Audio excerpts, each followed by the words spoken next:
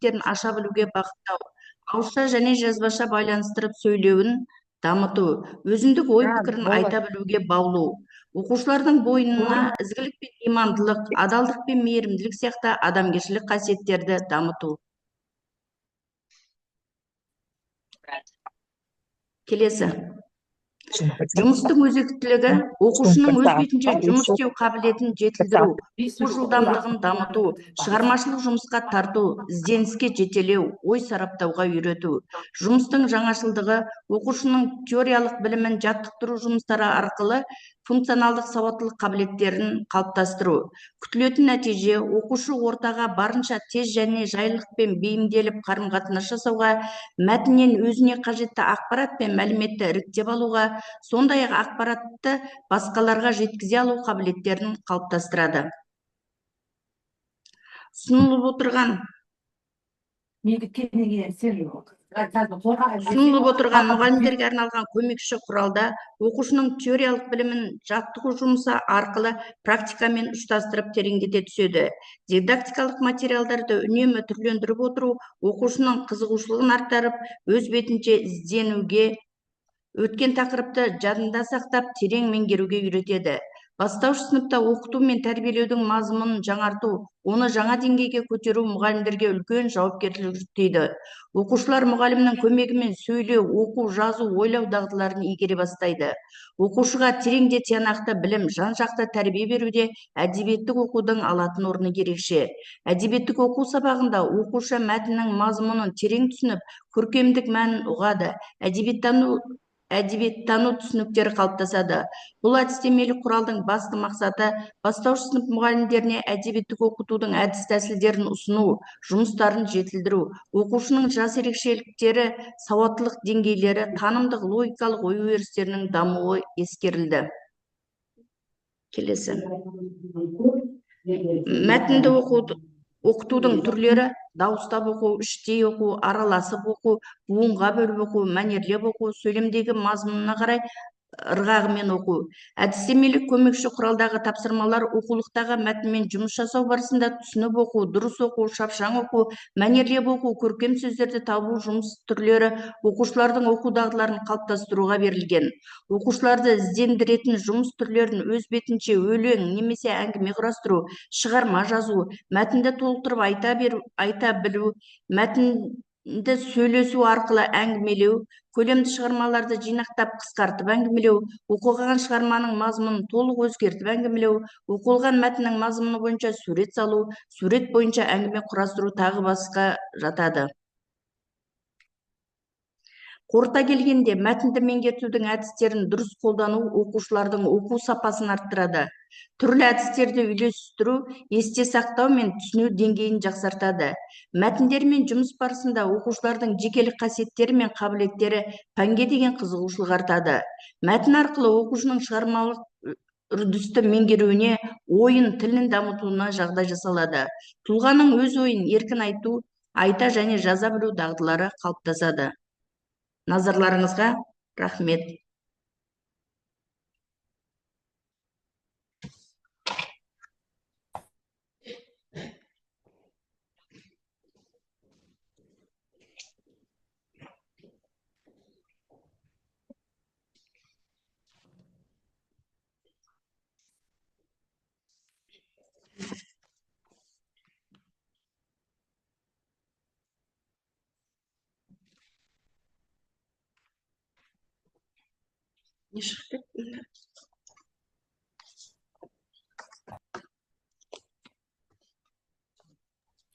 Жұбаныш, слайд көрінбей тұр.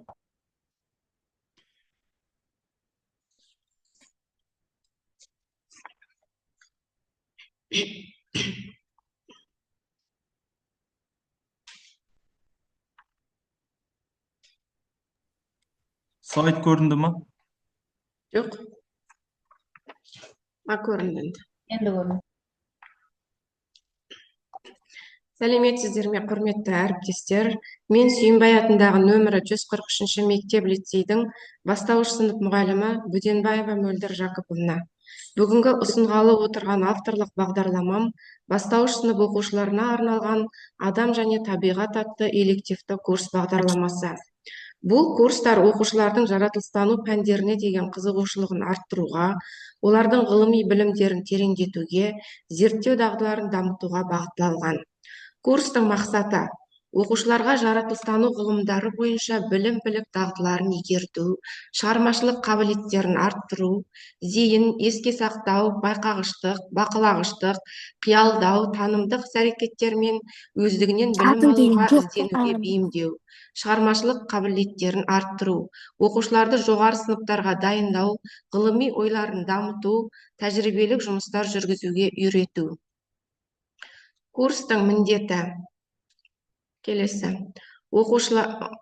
Оқушының тұлға ретінде қалыптасуына әсер ету, ақыл-ой, ерік және сезім белсенділігін арттыру, логикалық ойлау қабілеттерін нығайту, жаратылыстану тілінде сөйлеу машығын қалыптастыру, оқушылардың танымдық қабілетін дамытып, қызығушылығын арттыру, оқушыларды ұйымшылдыққа, ұстанымдылыққа, шыдамдылыққа, адамгершілік қасиеттерге, достыққа тәрбиелеу. Жаратылыстану пәнінің өзектілігі. Берілген курстың өзектілігі оқушыларды жаратылыстану пәнінен интеллектуалдық сайыстарға, ғылыми зерттеулермен айналысуға және шығармашылыққа баулу қажеттілігімен, сондай-ақ жаратылыстану білімін өмірде қолданудың функционалдық сауаттылығының маңыздылығын ескере отырып, жан-жақты дамыған жеке тұлғаны қалыптастыру болып табылады. Жаратылыстану пәнін оқытудағы бағдарламаның мазмұны жаратылыстану пәнін оқу барысында оқушыларды әртүрлі қызмет түрлеріне белсенді қатыстыру арқылы жүзеге асыру қажет. Бұл мақсатқа жету үшін келесі әдіс тәсілдер ұсынылады. Тақырыпты пікірсайыс түрінде эвристикалық әдіс негізінде жоспарлау, оқушылардың белсенді қатысуы мен қызығушылығын арттыру, жеке және топтық жұмыс түрлерін қолдану, оқушылардың өзіндік жұмыстарын талқылау, шығармашылық тапсырмалар орындау, бөлек тапсырмалардың өзіндік орындалуы, оқушыларды ізденімпаздыққа және шығармашылық қызметке тарту, интуицияны дамытуға мүмкіндік беру. Міндеттері. Бірінші, оқушылардың ойын дамыту, оқушылардың логикалық және шығармашылық ойлау қабілеттерін жетілдіру. Екінші, бағыттап оқыту, оқушыларға кеңес беріп, бағыттау арқылы білім алуға қолдау көрсету. Үшінші, ізденушілік, зерттеушілік жұмыстарын ұйымдастыру, оқушылардың ғылыми және техникалық қызығушылықтарын дамыту. Төртінші, таңдау мүмкіндігін беру, оқушылардың өз тағдырын өзі шешуіне жағдай жасау. Курста күтілетін нәтижелер. Курста оқу нәтижесінде оқушылар білуі тиіс. Жаратылыстану ғылымдарының негізгі терминдері мен тарихы, табиғат құбылыстарын, өлшемдерді, қозғалысты түсіну және есептер шығара білу, әртүрлі тапсырмалар, сөз тізбе, ребустар, табиғи құбылыстарға байланысты эксперименттер құрастыру, оқу іс-әрекеттерін өз бетінше жоспарлап, бақылауды орынды қолдану, шамаларды салыстыра білу, проблемалық жағдайларды шеше алу, өз ойын дәлелдей білу және шығармашылықпен жұмыс жасау. Оқушылар істей алуы тиіс. Мүмкін варианттарды графиктер мен кестелер арқылы таңдау. Логикалық есептерді шешуде тәсілдерді қолдану, берілгендерді салыстырып, схемалар мен кестелер арқылы жұмыс істеу. Алған білімдерін практикалық тапсырмаларда пайдалану. Сабақ құрылымы. Әр сабақ келесі бөлімдерден тұрады.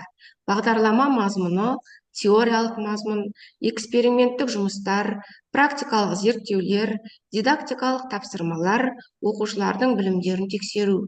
Оқу жылының соңында жаратылыстану әлемінде қорытынды сабағы өткізіледі. Қорыта келсек, бастауыш сынып оқушыларының функционалдық сауаттылығын арттыру бағдарламасы оқушыларды әртүрлі тәсілдермен зерттеуге, логикалық ойлауға, оның тереңдігі мен икемділігін дамытуға ықпал етеді. Түрлі жолдармен табиғат құбылыстарын зерттеу, оқушының өз бетінше жұмыс жасауына мүмкіндік туғызады. Күнделікті өмірдегі кездейсоқ жағдайларды шешу қабілеттерін дамытуға бағытталған. Назарларыңызға рахмет.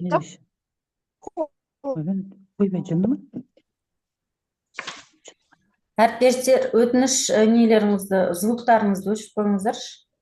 Кедергі жасалынып жатыр.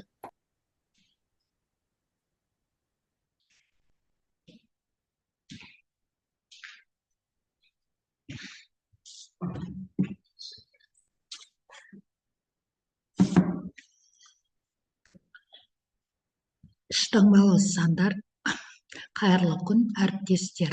Штаңбалы сан авторлық бағдарлама.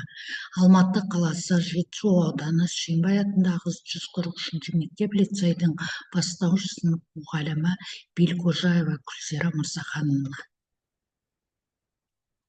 Математика бұл білім берудің негізгі пәндерінің бірі және оқушылардың ақыл ойын дамытуда маңызды рөл атқарады. Бастауыш сыныптарда оқу процесінің негізін қалап, баланың сандық түсініктерін қалыптастырады, ойлау қабілетін дамытады және логикалық операцияларды орындауға үйретеді. Мақсаты: математика тілін, оның ішінде формулалар мен теңдеулерді дұрыс қолдану дағдыларын қалыптастыру. Оқушылардың өздігінен білім алуға ынталандыру, түрлі тақырыптарды зерттеуге қызығушылықтарын арттыру. Оқушылардың шығармашылық қабілеттерін дамыту, математикалық ойлау арқылы мәселелерді шешуге үйрету.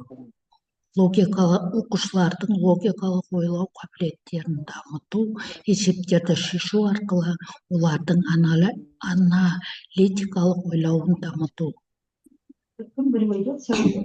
Оқытудағы әдіс тәсілдер: ақпараттық коммуникациялық технологияларды қолдану, жобалық оқыту, модульдік оқыту, проблемалық оқыту.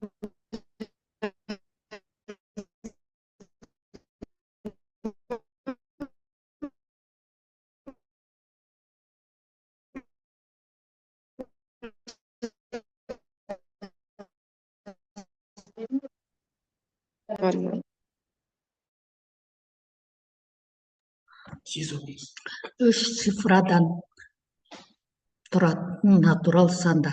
Олар 100-ден 999-ға дейінгі аралықтағы сандарды қамтиды.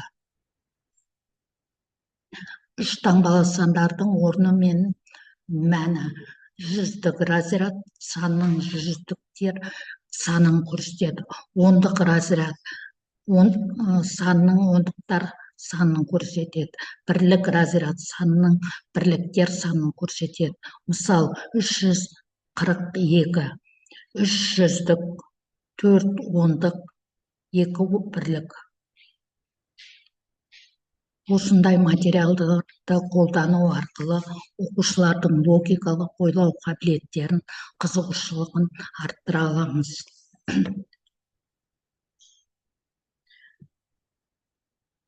Назарларыңызға рахмет.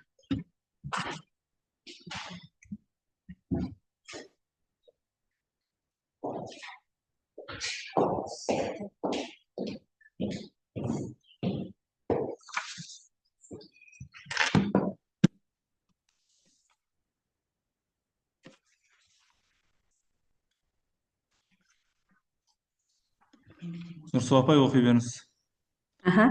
Мен көрініп тұрмын ба, Жұбаныш? Иә, мен көрініп тұр ма тақта? Жоқ, шықпады әлі слайд. Көрінбей тұр. Жұбаныш.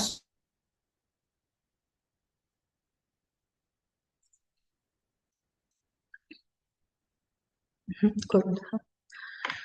Сәлематсыздар ма, құрметті әріптестер?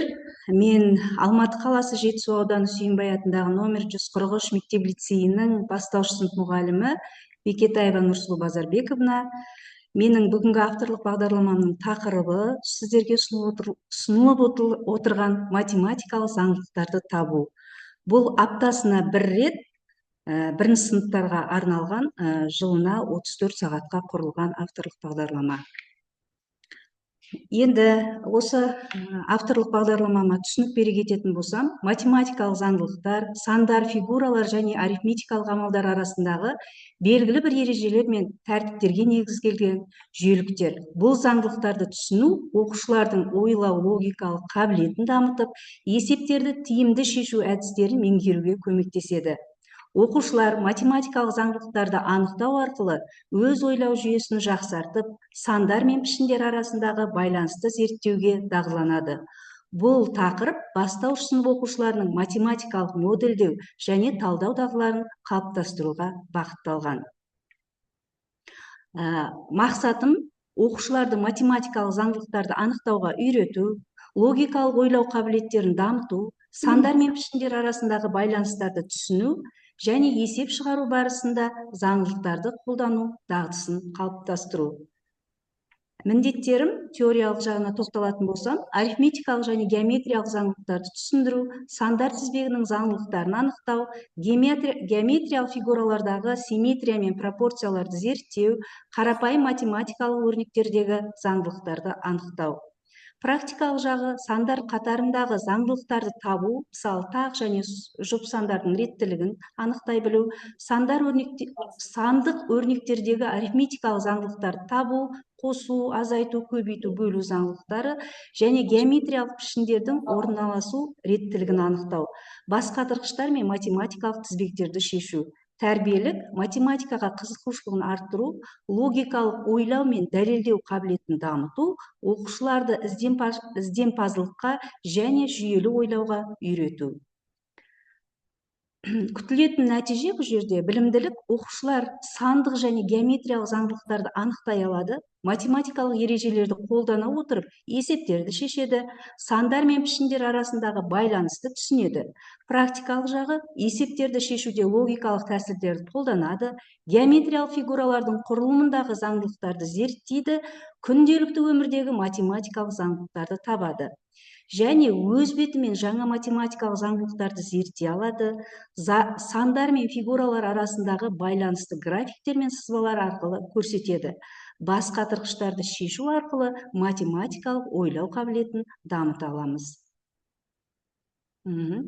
Математикалық заңдылықтар табу тақырыбы бойынша күтілетін нәтиже, бұл жерде оқушылар математикалық заңдылықтардың мәнін түсінеді, сандық және геометриялық тізбектердегі заңдылықтарды анықтай алады, арифметикалық және геометриялық прогрессияларды ажырата алады, логикалық есептерде заңдылықты қолдана алады.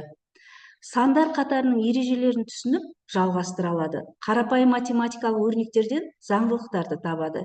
Фигуралар мен симметрия заңдылықтарын сурет және график арқылы көрсетеді.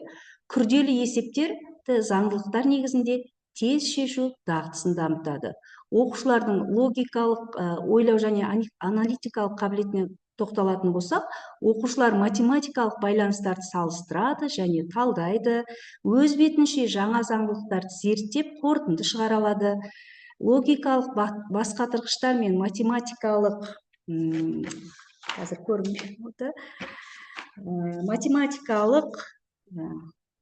математикалық ойындарды шешеді, сандық заңдылықтарды күнделікті өмірмен байланыстыра алады. Және шығармашылық және өздігін іздену кезінде түрлі есептерді шешу барысында математикалық заңдылықтарды қолдана алады. Енді осы математикалық заңдылықтарды табу барысында оқушылар күнделікті өмірмен байланыстырып, уақыт есебі, қаржылық есептеулер, графиктерді оқу барысында өмірмен күнделікті пайдалана алады. Математикалық модельдеу дағдыларын қалыптастырады, мектептен тыс өмірде аналитикалық ойлауын пайдалана алады. Назарларыңызға рахмет. Тыңдағандарыңызға рахмет.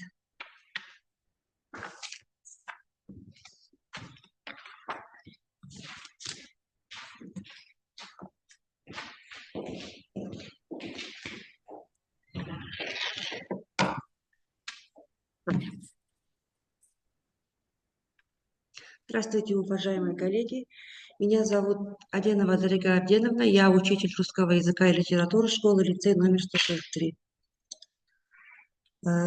Тема моего элективного курса – это работа с одаренными детьми. Цель курса – всестороннее развитие речевых навыков учащихся, задачи курса – создание на практике условий для развития читательских умений и развивать функциональную грамотность, расширение литературно-образовательного пространства учащихся, формирование личностных, коммуникативных, познавательных и регулятивных учебных умений. Почему я выбрала тему элективного курса «Работа с одаренными детьми»? Личный профессиональный интерес. Работа с одаренными детьми вдохновляет меня, позволяет применять и совершенствовать авторские методики, а также обмениваться опытом с коллегами. Потребность в индивидуальном подходе. Стандартная образовательная программа зачастую не удовлетворяет специфические потребности талантливых учеников, а элективный курс дает возможность создать более адаптированное и глубокое обучение. Вклад в развитие образовательной среды. Такой курс помогает не только раскрыть потенциал учащихся, но и стимулирует развитие инновационных методов в педагогической практике, способствуя формированию критического мышления и творческих навыков. Актуальность темы, индивидуальный подход. Одаренные дети обладают уникальными способностями и интересами, что требует адаптации образовательного процесса к их индивидуальным потребностям. Ограничение стандартной программы. Традиционные учебные программы зачастую не обеспечивают достаточной глубины и разнообразия материалов, необходимых для стимулирования развития талантливых учащихся. Преимущества элективного курса. Элективный курс предоставляет возможность создания специализированных условий для Это углубленного ваша изучения предмета, жена? что способствует развитию Фамилия критического мышления, творческих способностей и интеллектуального потенциала учащихся. Личный профессиональный интерес. Опыт работы с одаренными детьми. За годы практики я накопила опыт работы с талантливыми учениками, что позволило глубже понять их особенности и потенциал. Желание создать условия для их развития. Я стремлюсь создать благоприятную образовательную среду, где каждый одаренный ребенок может максимально раскрыть свои способности и реализовать свой творческий и интеллектуальный потенциал. Внедрение авторских методик. Разработка и применение уникальных методик обучения позволяет адаптировать образовательный процесс под индивидуальные потребности учеников и вносит вклад в совершенствование педагогической практики. Развитие речевых навыков, дискуссии, обсуждение прочитанного для формирования умения аргументировать и выражать свою точку зрения, творческие задания, написание эссе, рассказов, стихов, что стимулирует развитие креативного мышления и индивидуального стиля, анализ текста, анализ разнообразных литературных произведений для развития языкового чутья и понимания стиля. Методическая ценность. Методом исследовательских методов применение игровых форм и исследовательских подходов делает процесс обучения более интерактивным и мотивирующим. Игровые технологии способствуют активному вовлечению учащихся, а исследовательские методы развивают их умение самостоятельно находить и анализировать информацию. Формирование критического мышления.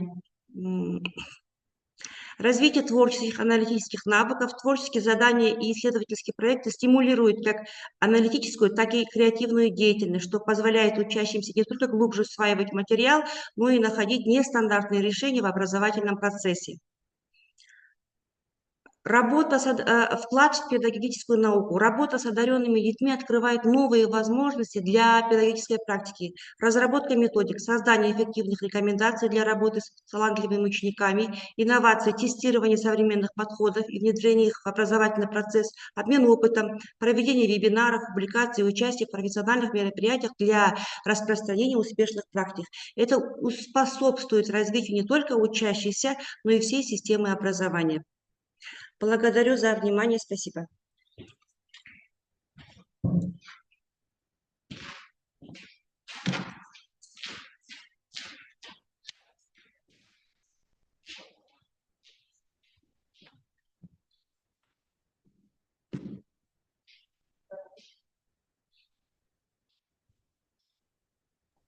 Бастай беріңіз, апай.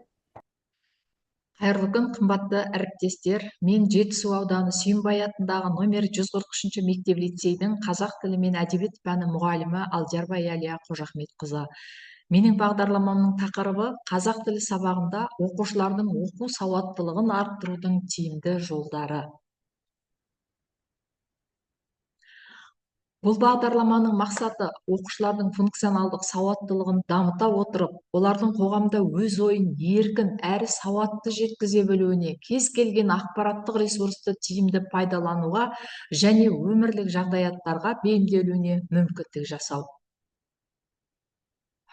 Бағдарламаның міндеттері оқушылардың мәтіндерді түсіну және ақпаратты талдау дағдыларын жетілдіру, орфографиялық, орфоэпиялық және грамматикалық нормаларды меңгерту арқылы тілдік сауаттылықты қалыптастыру, әлеуметтік және кәсіби ортадағы қарым-қатынас мәдениетін дамыту, көпшілік алдында сөйлеу, пікірсайыс жүргізу және ресми құжаттармен жұмыс жасау дағдыларын қалыптастыру, функционалдық сауаттылықты дамытуға арналған заманауи оқыту әдістерін қолдану, оқушылардың аналитикалық және креативті ойлау қабілеттерін жетілдіру, коммуникативтік дағдыларды дамыту арқылы оқушылардың өзіндік пікір білдіру мүмкіндіктерін кеңейту, іскерлік қарым-қатынас пен іс-қағаздар жүйесін жүргізуге машықтандыру.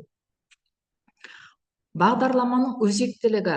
Бағдарлама оқушылардың ақпараттық кеңістікте дұрыс бағыттауға, талдау мен салыстыру дағдыларын дамытуға, логикалық ойлауды жетілдіруге және өз бетінше шешім қабылдау қабілетін нығайтуға бағытталған. Бұл білім беру моделінің өзектілігі қазіргі заманғы білім берудің жаңа парадигмасымен үндеседі және оқушылардың функционалдық сауаттылығын арттыруға мүмкіндік береді. Сонымен қатар бағдарлама оқушылардың коммуникативтік қабілеттерін дамытып, олардың әлеуметтік ортада еркін әрекет етуіне жағдай жасайды. Бағдарламаның жаңашылдығы оқытудың дәстүрлі әдістерімен қатар функционалдық сауаттылықты қалыптастыруға арналған заманауи педагогикалық технологияларды қолдануында. Бұл тәсіл оқушылардың белсенділігін арттырып, оқу процесіне шығармашылық және интерактивті элементтер енгізуге мүмкіндік береді. Жаңа технологияларды қолдану арқылы оқушылардың өзіндік зерттеу жүргізуіне, ақпараттық ресурстарды тиімді пайдалануына және түрлі білім көздерімен жұмыс істеуіне жол ашылады.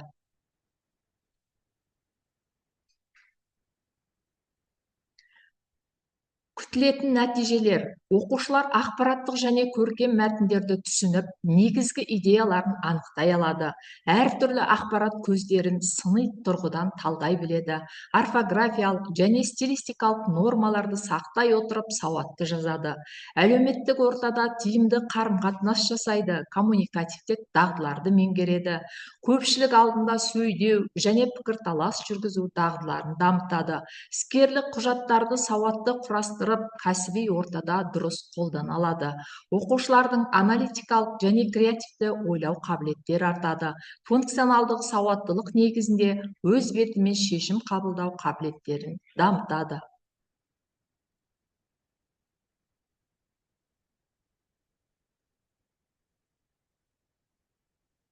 Назар қойып тыңдағандарыңызға рахмет.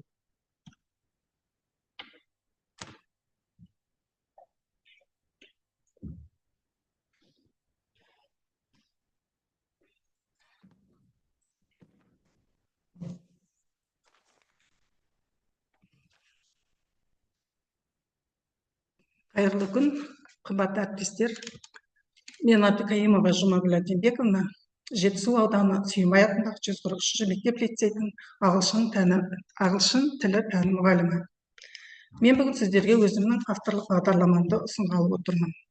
Авторлық бағдарламамның тақырыбы ағылшын тілінен оқылым дағдысын арттыру. Ағылшын тілін меңгеру барысында оқылым дағдысын дамыту маңызды рөл атқарады. Өйткені ол тілдік қорды кеңейтіп, грамматикалық құрылымдарды түсінуге және жалпы тілдік дағдыларды жетілдіруге көмектеседі. Алайда көптеген оқушылар ағылшын тіліндегі мәтіндерді оқу барысында кездесетін қиындықтарға тап болады. Бұл қиындықтардың негізгі себептері сөздік қордың жеткіліксіздігі, мәтінді түсіну деңгейінің төмендігі және оқуға деген қызығушылықтың болмауы. Оқылым дағдысын арттыру атты авторлық бағдарламам оқушылардың ағылшын тіліндегі мәтіндерді түсіну қабілеттерін жақсартуға, олардың сөздік қорын кеңейтуге және оқылым стратегияларын меңгертуге бағытталған. Бағдарлама арқылы оқушылар әртүрлі мәтіндермен жұмыс істеу дағдыларын дамытып, өз ойларын нақты әрі жүйелі түрде жеткізе білуге үйренеді. Бағдарламаның мақсаты оқушылардың оқылым дағдыларын дамыту және ағылшын тіліндегі мәтіндерді түсіну қабілетін жетілдіреді. Бағдарламаның міндеттері оқушылардың мәтінмен жұмыс істеу қабілетін дамытады, сөздік қорын байытады, оқылым стратегияларын меңгертеді, критикалық ойлау дағдыларын жетілдіреді, мәтіннен алынған ақпаратты қолдана білуге үйретеді. Күтілетін нәтижелер. Ағылшын тіліндегі мәтіндерді еркін оқи және түсіне алады. Оқылым стратегияларын меңгереді. Сөздік қорын кеңейтеді. Когнитивті дағдыларын дамытады.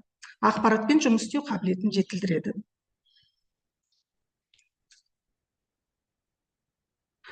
Бағалау тәсілдері.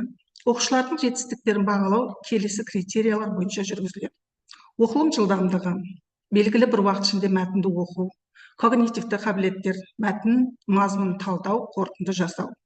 Оқылым стратегияларын қолдану, ақпаратты сұрыптау, мәтін құрылымын анықтау, мәтінді түсіну деңгейі, негізгі ойды анықтау, сұрақтарға жауап беру, сөзді қорды қолдану, яғни жаңа сөздерді орынды пайдалана білу.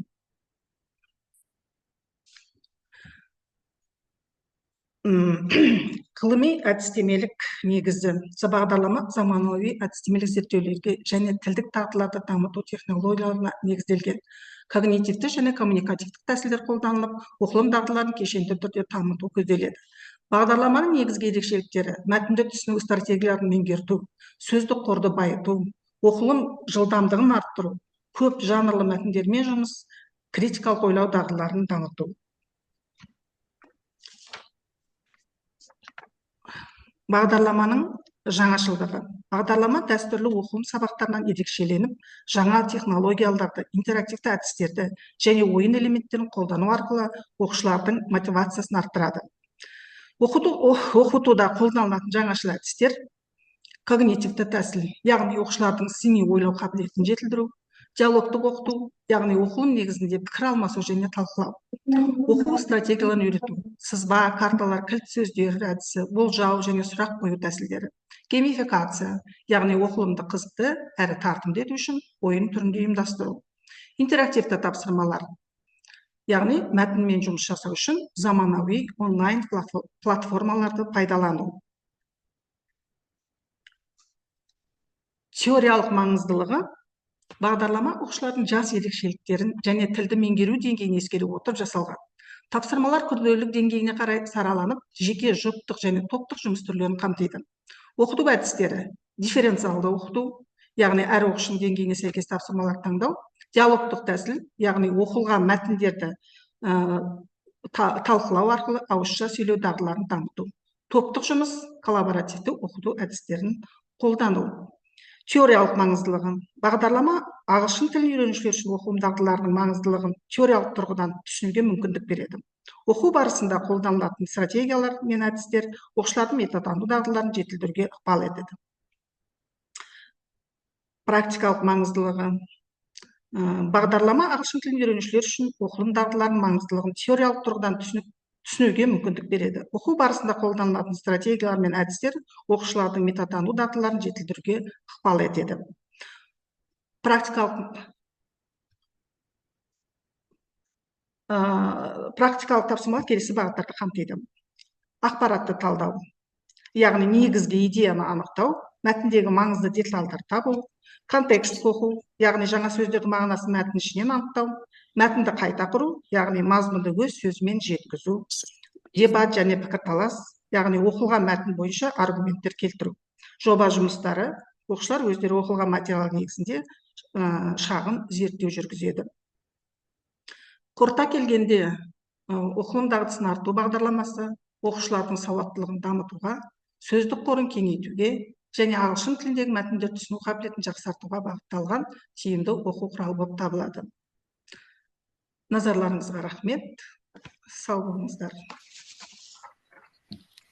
Рахмет, әріптестер. Бізде тағы да минуттардың бітуіне байланысты қазір қайтадан осы зумға оралсақ, қазір шығып қайта қосыламыз. Қайтадан қосылатын шығар?